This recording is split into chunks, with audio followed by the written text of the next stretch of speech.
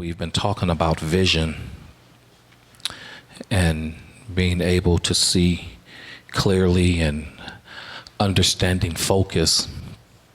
And there were a few components in which the Lord gave me that we have to deal with, a few areas in our lives that we have to deal with, that he's going to give us vision in and that we must have vision in this year.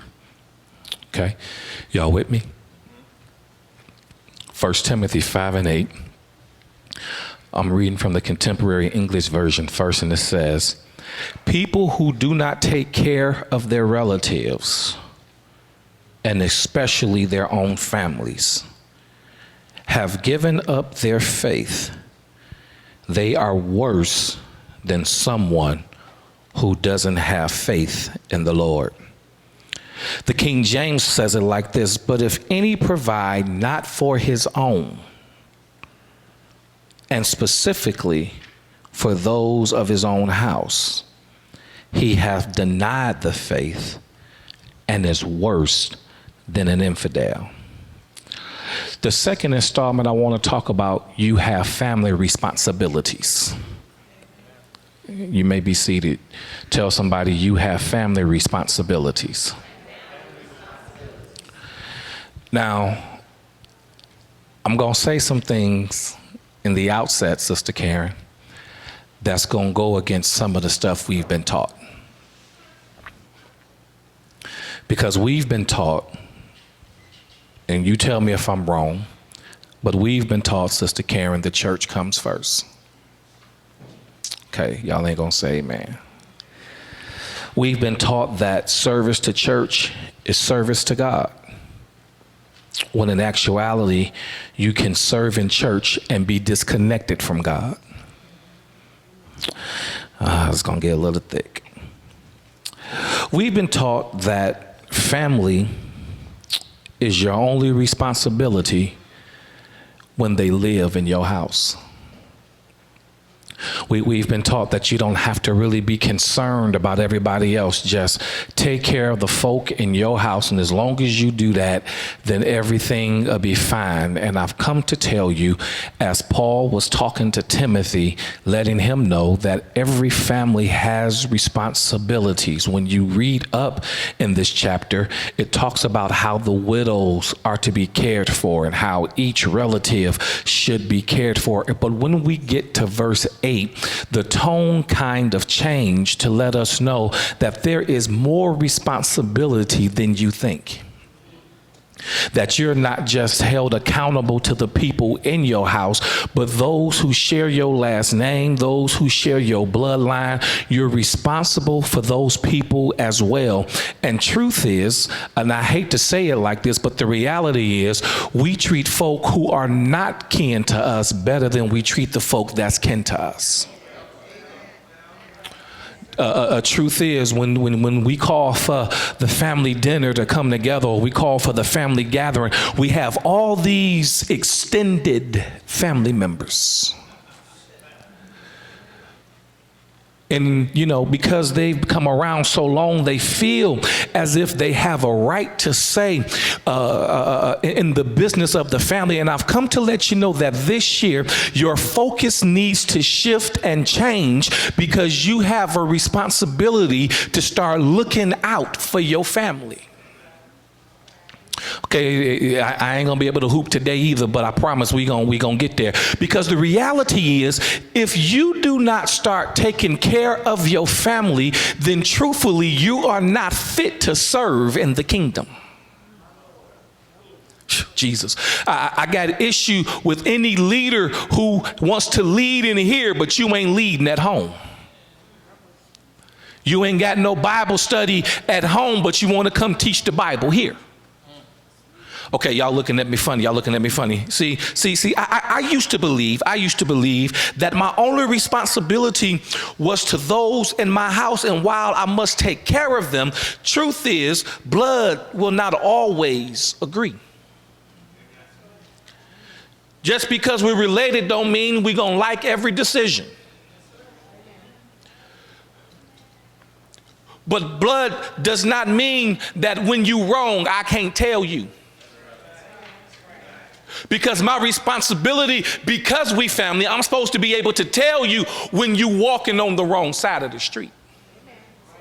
And it amazes me how family members will fall out because somebody told them the truth about who they were, but soon as a friend said it's okay. It amazes me how we want family to overlook our wrong, but we want friends to be able to hold us accountable. And I've come to tell you that this year, you've got to flip the script. You've got to start holding your family accountable. But in order to hold them accountable, you yourself must be accountable. And the reality is, or better yet, the thing that I need you to see is that if you're going to be successful this year, you've got to learn how to cast vision for your family. When you get together, what are you getting together for? Y'all coming together just to drink? Okay, maybe y'all families don't do that. Maybe y'all families don't do that. Maybe y'all families don't smoke, and maybe y'all families don't, cuss a little bit. But I got some family members. They ain't gonna come together, Barnett, to go to church. But they'll come together to go to the family cookout because they know Uncle Junebug gonna bring the Hennessy. Cousin Pookie gonna bring the Ciroc. Y'all act like y'all know what that stuff is if you want to. We gonna invite our friends and they're gonna bring some Don Julio.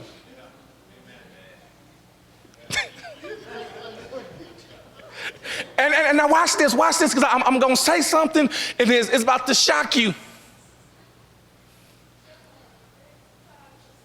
I ain't saying you can't live. I'm just saying you got to set a standard because you can't do it like they do it. Oh, y'all might as well talk to me today. You can't do it the way they do it. So we ought not see you on video just.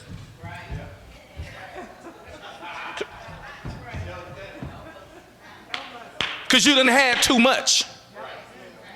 And see, the reason why many of our families are falling apart is because those of us who go to church have given misrepresentation of what the church is really about. And because we've misrepresented the church, then they don't want no part of the God we serve because they know that we sing on praise and worship, but as soon as you piss us off, we go, okay.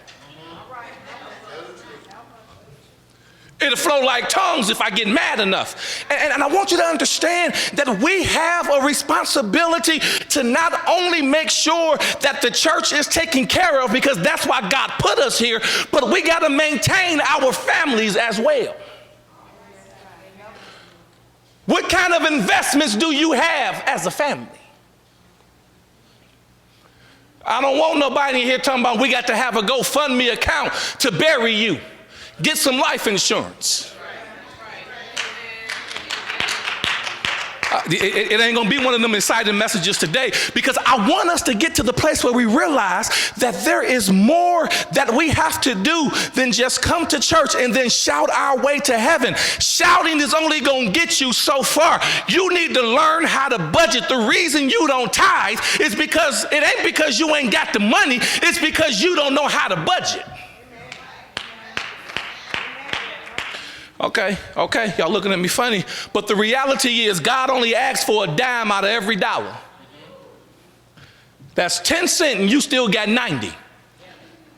And God does more with your 10 than you can do with your 90, because you trying to impress people that you really ought to be helping, but instead you trying to one-up them because you know how it was when we was growing up. We ain't have nothing. And so now that I'm grown, I got to let them know I done made it. You really ain't made it if you can't afford to take care of your family.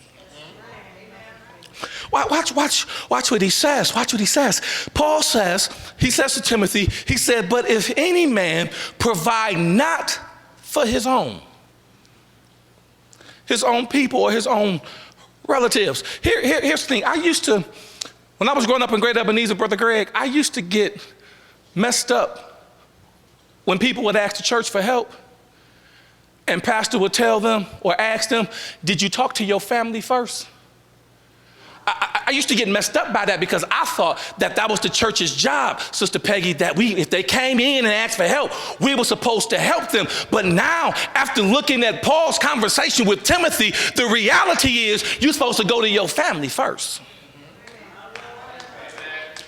When you have need, the first stop ain't the church. The first stop need to be mama, daddy, auntie, uncle, brother, sister, cousin, nephew. You're supposed to go through your relatives first because the family unit has to come together. And it is the family's unit responsibility to make sure that if you in this family, my job is to make sure you don't fail. Okay, y'all looking at me funny. He says, you are to look out for your own first. So what does that mean? That means at this point this year, we need to start having family meetings where we can start creating generational wealth for our families. How many folk in your family got talents and got abilities? When was the last time y'all had a family meeting and said, okay, you gonna go to school for this and you gonna go to school for this, because we got to create something that's going to outlast us when we die. And the reality is we don't need to be fighting over your car because we should all have a car. We ought not be fighting over your house because we all got a house. We ought to have one house in the family that's paid for, and this is gonna be the family house. I was watching a commercial, and y'all remember 1-800-CALL SAM? Yeah. Sam Bernstein, right? When you look at the commercial, Greg, everybody on the commercial says kids. Everybody on the commercial. I don't care who works for them. Everybody on the commercial, his kids. They all went to law school. Why? Because somebody had a vision for the family. They set a standard and they said, no, you ain't going into liberal arts, you going into law. There's no excuse for you talking about, I don't know what I want to do with myself. No, you need to be figuring it out. We need to be having these conversations even now while they're growing up. Everybody wants to play sports, and that's good and wonderful if you can make it. But there are some people who never make it. And matter of fact, even if you make it, you blow out your knee, you done. And then there's no fallback plan. Now watch this. Everybody in Sam Bernstein's family went to law school. Right? Family business, they own TV. Then what they did, instead of being in competition with one another, they all rallied behind one brother and said, you're gonna take it a step further and you're gonna become the first judge. Y'all missing me? See, they got together. They said, this is what we're gonna do as a family.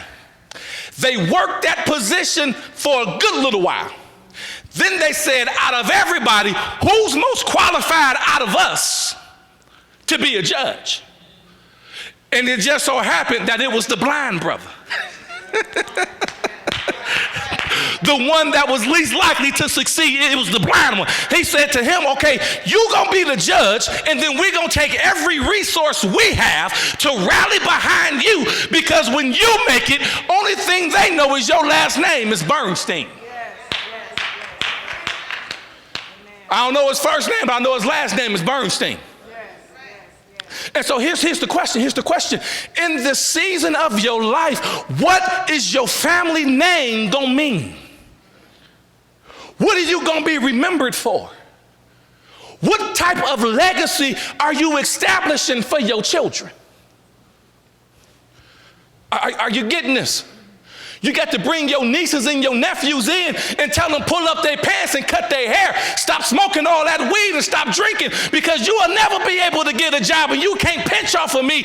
Your whole life is my responsibility to help get you ready for the world, but I ain't supposed to let the world just overtake you. Okay, watch what he says. Watch what he says. He says, but if any man provide not for his own, then that's a problem. He says, then those of his own house, and that is his own family, or a poor widow or relative that lives under his roof. Can I tell you something? When you allow people in your family to come and stay with you, even while they're just trying to get on their feet, you become responsible for the vision for their life. They're in your house. God gave you vision for that house. And now, because they're in your house under your roof, you now become responsible for making sure that there is vision for their life. Y'all missing me. You're missing me. Y'all missing me. Anybody that comes in contact with you, if they are your relative and they live in your house, they eating your food, they using your water, they running up your soap. They using all your soap, using all your tissue. You buying tissue 2-3 times a week now because you got extra folk in your house. And then when you get up on Sunday morning, they still rolling over and you coming to church. No, that's not how that works. If they're in your house, they are up under your rule and your guide, and you got a responsibility to make sure that they serve God just like you.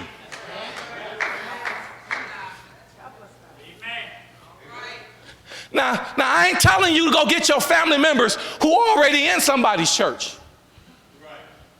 Leave them folk where they at. But you got some that ain't in nobody's church on Sunday, but want to tell us how to evangelize, and you ain't talking to the folk you connected to. And can I just be honest?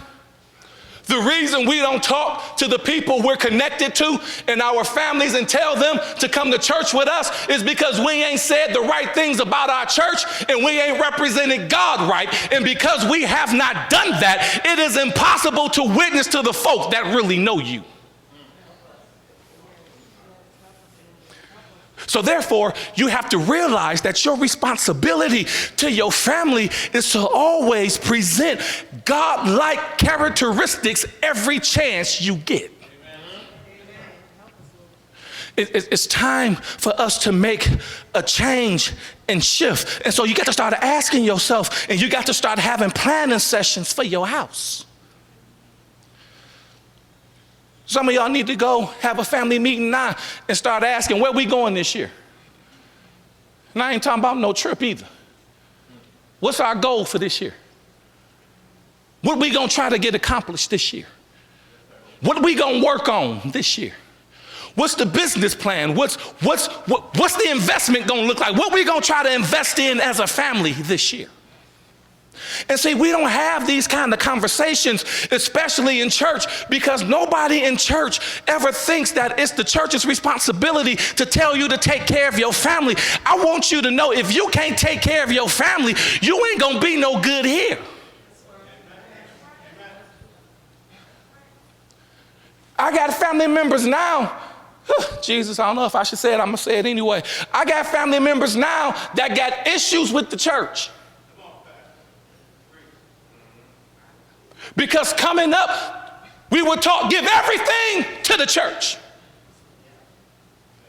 And we did that, and we struggled. We did it, and our lights still got cut off. And so the question became, who's more important? The church or the family? And then I've come to learn that as I was growing and maturing in the Lord, the only reason or the only way you can have position in church is if you learn how to take care of your family. Scripture says that if a man don't maintain his family, then he's unfit to rule in the kingdom. So the question then becomes, if you learn how to create generational wealth and then teach your family, teach your children, teach your grandchildren the importance of investing in the church that they belong to, so that the church can continue to do what they need to do while the family is doing what they need to do, then there is no issue. But the problem is, we try to give it as if it's either one or the other.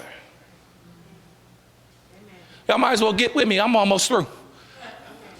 It's not one or the other, it's both. But the family comes first, because the one thing you cannot do is say, I lost my family serving God.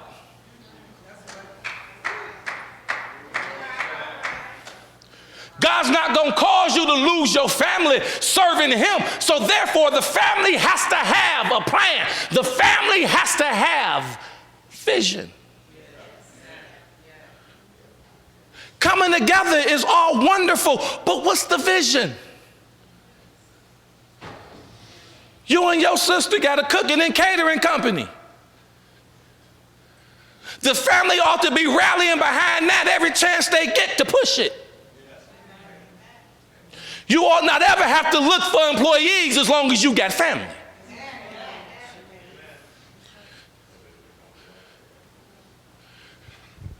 Your family work in post office, they work in the plant, they got churches, they do all this type of stuff. And so whenever those events or those people need somebody to cater events, they ought to be saying, I got somebody.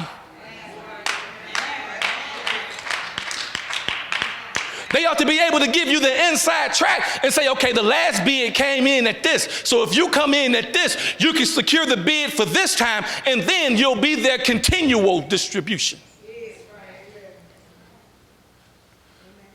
But we got to learn how to support family more than we support those people we call friends. Not saying you shouldn't support your friends, but at the same time, if your bloodline is failing, then what good are you?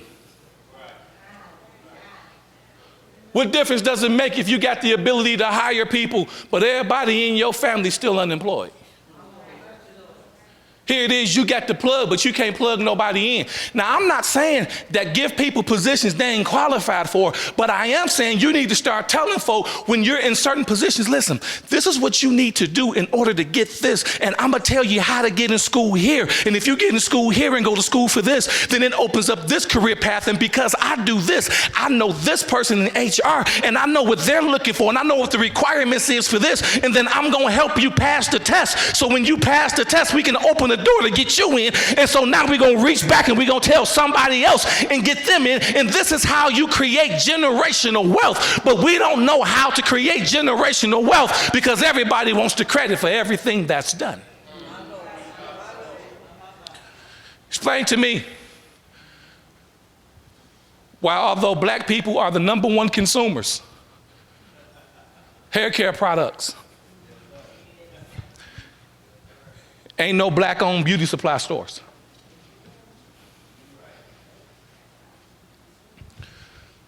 They barely let us work in them. They follow us when we come and shop in them.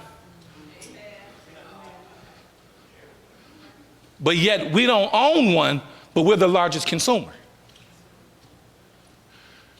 You know why?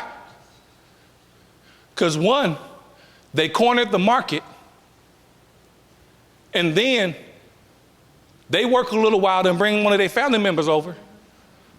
They put them to work, let them get that 7 free years of tax, flip the name, bring somebody else in, but they're creating generational wealth. And they'll all live in one house. They ain't driving no fancy car. They ain't wearing all their money on their back. They shop and buy their clothes from Target and Walmart. Well, Target a little expensive now. But the reality is they come over with a plan and they say, this is what you gonna do, and don't nobody deviate from the plan. I don't care how much whoever may fall out, they don't deviate from the plan. Because they realize that the family is bigger than my feelings. The family goal is bigger than my little pride. And so they put themselves back in check for the benefit of the family. And you got to get to that place this year that you start doing stuff for the benefit of your family. Watch what he says. Watch what he says. Watch what he says. He says, if you don't take care of your own, he says, you have denied the faith. Now, how can you deny the faith? I mean, he says, for the Christian religion which strongly includes love and benevolence to all mankind. You know what it means to be benevolent, right? It means to be giving. It means to be giving. You got some family members right now you know in need and you ain't gonna give them nothing. And your refusal to not give them anything has nothing to do with God saying don't do it. It has all to do with how they pissed you off the last time they was talking to you. Y'all might as well say amen. I'm almost done. We cease to be benevolent when people have offended and upset us because we don't see the bigger picture. Now, get this, because I ain't saying just give to folk who ain't doing nothing, because it goes back to us learning how to hold our families accountable. It goes back to us having a plan and a vision for the family. What did God show you for your family this year? And if people are connected to you that refuse to get in line with the vision that God has given you for your family, then you have a responsibility to start excommunicating those people, because I can't say it like I want to, but I'll be doggone if I'm going to let you disrupt what God has gifted me to do for my family. Because at the end of the day, if the church put me out tomorrow, Greg, all I got is my family, and I can't put my family down for a minute.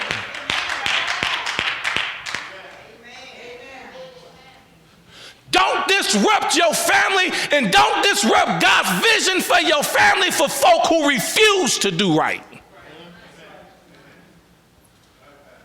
And then don't just sit there and talk about them. Ooh, that child sure no. She ain't got no business having no more kids. Who pulled her to the side and said, baby, listen, let me help you get yourself together, because the road you going down ain't a good one. And if you keep going this way, you ain't gonna never break this cycle of poverty. I'm not gonna talk about you, but I'm gonna help you. I'm gonna look for some programs and give you some resources. I'm gonna help you get to the doctor. I'm gonna help you do what you need to do, because too often we spend time complaining and dogging people that will never reach down and pull up. You've got to start with your family first. You can't help the folk in the street if you ain't gonna help your own family.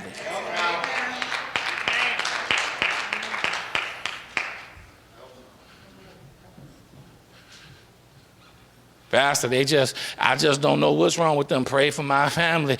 You pray for your family. I don't know them. I don't know what you said to piss them off. I don't know why y'all fell out. You ain't gonna tell me about that time you borrowed $200 and ain't pay it back. Talking about pray for my family. No, you be an integral person and give them their money. And see, that's the sad reality, and that's the reason many families are falling apart, is because there's a lot of inner family turmoil, and then we want to come to church and bring it to the altar and want the people to pray for us, want the pastor to lay hands on us, slap oil on our head, but you still ain't got no plan, and ain't nobody talking about what cousin Junebug did that caused the rift in the family in the first place, so ain't nobody trying to reconcile and get things back together. You have to be the bigger person. You say you the Christian, you the deacon, you the preacher, you the usher, you the Sunday school teacher, you come to Bible study, you reading your Bible, and yet and still you the biggest hellion in the family. You don't never try to get no peace going on. You ain't never came in there and said, listen, we got to work on this. We can't be doing this. We got to stop this. We got to get this thing together. If you're not going to be the one to instill God-like principle and characteristics in your family, if you're not going to be the one to cast vision for your family, then what you doing? What you doing? What you coming for if you're not going to take what you've gotten to help your family get what you have? My going to school was not for me to show my family that I'm better than them. My going to school was to show those coming after me it can be done.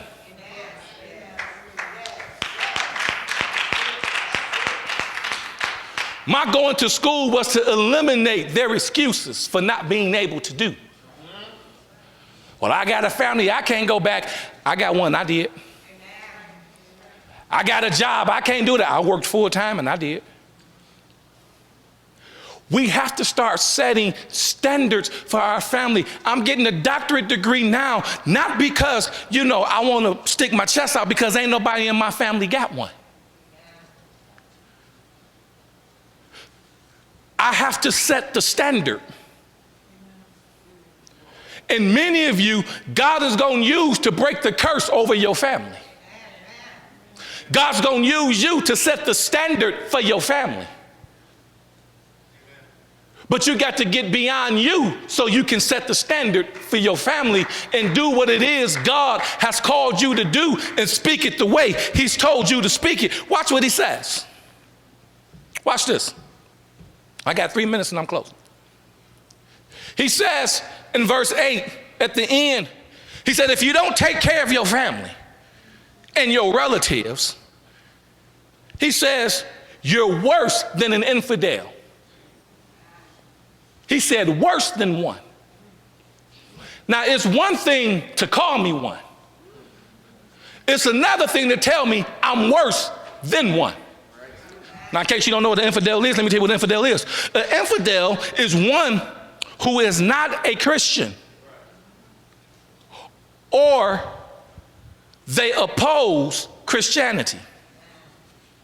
So to ignore your family and responsibility to your family, he says, you're not even a Christian. Christian translates Christ-like. He says, ain't nothing godly about you. You still beefed out with your mama. Ain't nothing godly about you. You ain't talking to your daddy. Ain't nothing godly about you. You won't do nothing for your kids. Ain't nothing godly about you. You still mad at grandma for what she told your mama about some stuff that ain't had nothing to do with you, and your mama had no business telling you in the first place. He said, ain't nothing godly about you. Every man should take care of his own family. Quit trying to tell people what to do with their kids and you ain't doing it with yours. Stop telling folks, if I was you, I'll whoop him. And okay.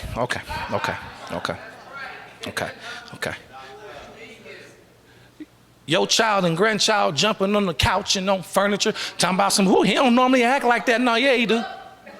Yeah, he do. That's why he doing it. But here's the point. Here's the point. The point is, take care of your own family first. Get your house together. Get a vision for your family. If ain't nobody calling the meeting, you call the meeting. And don't tell them what it's about till they get there. They sent us a message a couple of weeks ago. We got a meeting at grandma's house. Everybody calling, trying to figure out what's going on. She didn't tell us till we got there. First thing she said, I ain't about to die. Then she said, but I ain't finna let y'all kill me.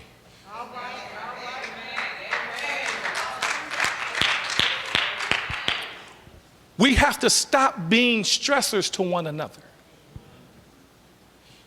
It's great you got love in here. I appreciate it. Yeah, let's love on each other. Let's work as best we can to build the ministries and grow the church and, do all that wonderful stuff on Mack Ave that we want to do. Yeah, let's work together and be the lighthouse, but don't be a light in here and you dark at home.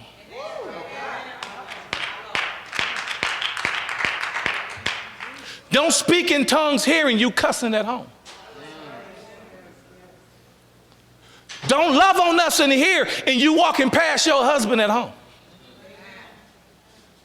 You telling your kids what they can't be instead of telling them what they are. Are y'all getting this? We have to change the dynamic in the way we view family. Family is not a burden, it's a blessing. Are you going to like them all the time? Absolutely not. Y'all don't always agree? Absolutely not. But does it change that they're my responsibility? Absolutely not. Still my family. And I don't care what they do. I ain't gonna let you dog them. I can say what I want to say because they mine. But you can't say it. And that's one of the problems we have. We have gotten too comfortable, and we have let people get too comfortable disrespecting what's connected to us. Can I be honest with you? If they talking about your family, oh, okay, y'all know that.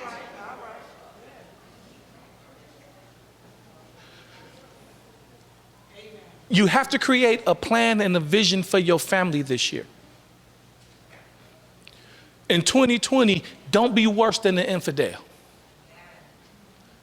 This year, work on mending those family relationships. Because you got to have vision for your family. Y'all need to be talking about health insurance and life insurance. It's sad, but the black community is one of the richest communities, but they don't know it. Because we don't know how to use and pool our resources. We'd rather wear what we have to show you we got it when don't nobody really care.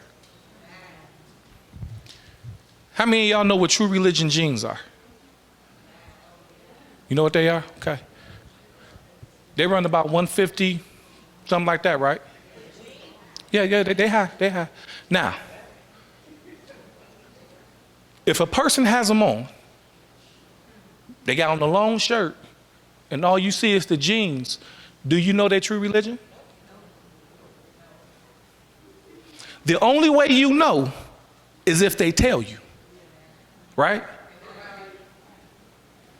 So it stands to reason. It don't matter what you got on, because don't nobody know it but you.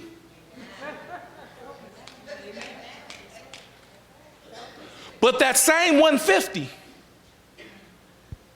you could have went to Burlington, got you 3-4 pair, and had some change left.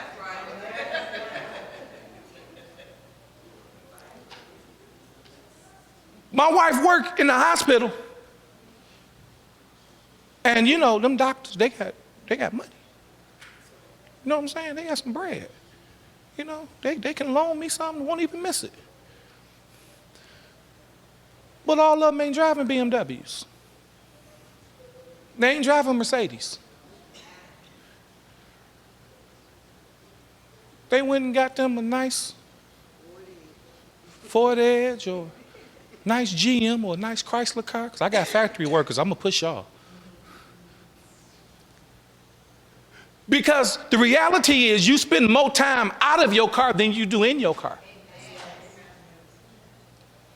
So who cares that you got a Mercedes when they see you driving down the street? If they don't know you, they don't know it's you.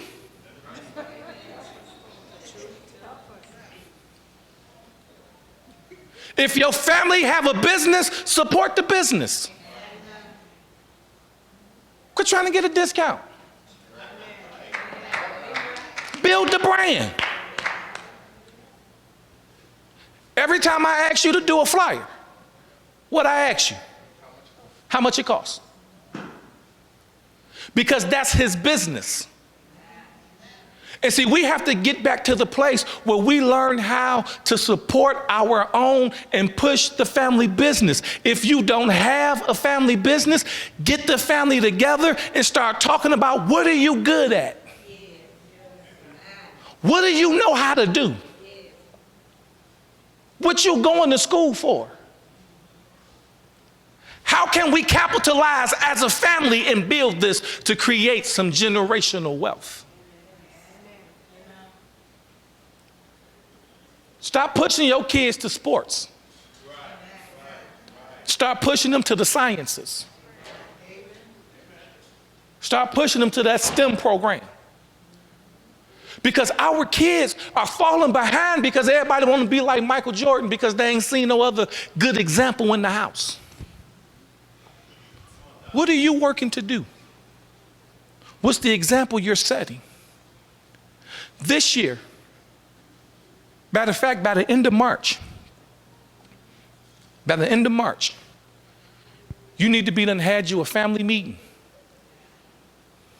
And in this family meeting, you need to talk about how you guys are going to seek God for vision for your family as a whole and then for your house.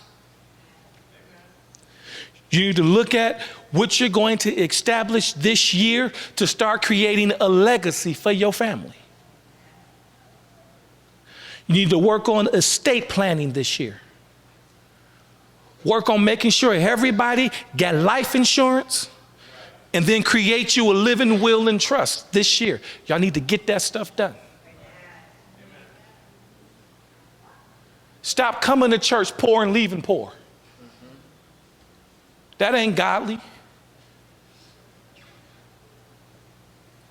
Oh, we gonna be millionaire. No, you're not if you can't budget. Because you might not be the one to do it, but you might just be the one to plant the seed for your nephew to get it done.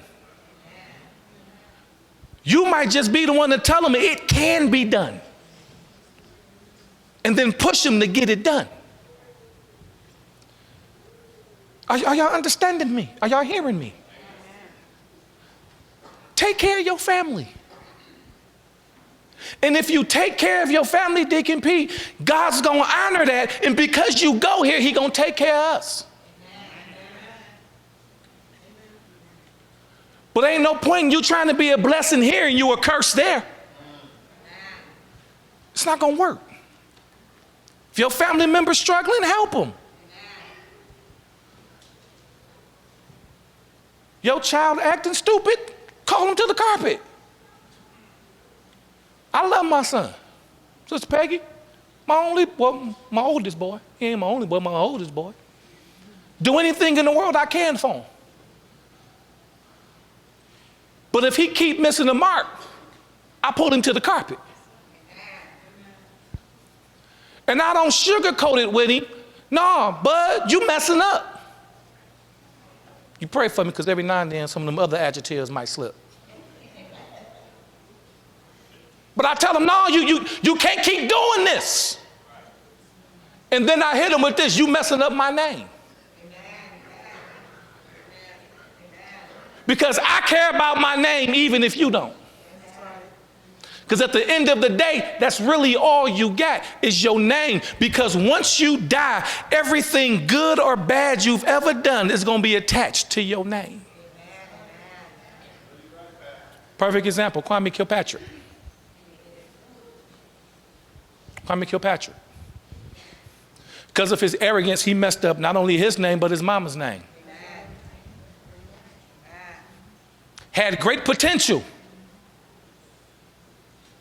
But he was trying to be like everybody else. And because of arrogance and not willing to listen, the city made an example out of him. Now he got to pay back something he ain't never gonna be able to pay. You get what I'm saying? Protect your name. Protect your name. Get your family together. Have that family meeting. I'm through. You have to bring your family together. You got to start establishing some things for your family. It's great. I love it when families come to the altar and they all shouting together. You know, I like that stuff. But I don't care if you're shouting if when you go back home, you still can't talk to each other. Everybody go to a separate room to eat dinner. Y'all understand what I'm saying? Y'all receive this word?